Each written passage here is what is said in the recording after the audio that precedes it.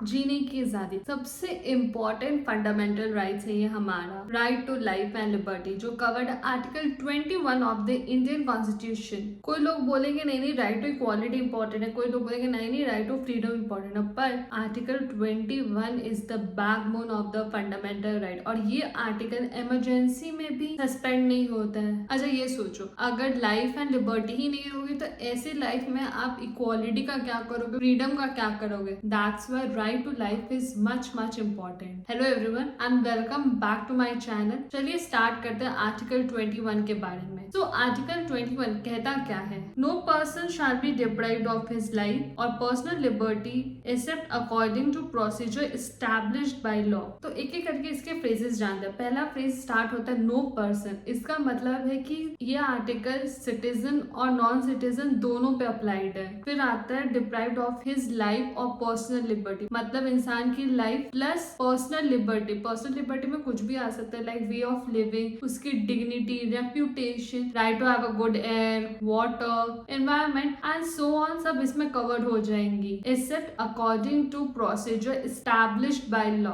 इसका क्या मतलब है? इसका मतलब ये है कि अगर पार्लियामेंट कोई लॉ बनाती है और वो रेस्ट्रिक्ट करे किसी की पर्सनल लिबर्टी को, तो वो कर सकता है बिकॉज वो एस्टैब्लिश्ड है लॉ के थ्रू। और अगर वो एस्टैब्लिश नहीं है लॉ के थ्रू तो आप उसको वैलिड नहीं कर सकते हो। सो ये procedure established by law kind of weaker interpretation होती है। अगर protection established by law stricter way में अप्लाई हो, जैसे फॉर एग्जांपल पुलिस को छूट मिल सकता है कि वो टेक्निकली किसी को भी अरेस्ट कर सकता है और 3 साल के लिए अरेस्ट कर सकता है विदाउट एनी रीजन। और सोचो ये एक लॉ है, तो ये आर्टिकल 21 में वैलिड हो जाएगा even though that is arbitrary. इसी वजह से आर्टिकल 21 पहले वीकर प्रोटेक्शन में जाना जाता था। ये इंटरप्रिटेशन सुप्रीम कोर्ट में दिया था AK गोपालन versus state of Madras case में। सो इस केस में कोर्ट ने कहा था कि जब भी जो लॉ एग्जिस्ट करता है और सर्टेन प्रोसीजर उस लॉ के बेसिस पे होता है तो वहां पे आर्टिकल 21 इन्फ्रिंज नहीं होता है। इवन तो वो आर्बिट्रेरी है, रीजनेबल नहीं है, तभी भी कोर्ट उसे चेक नहीं करेगा अंडर दिस आर्टिकल।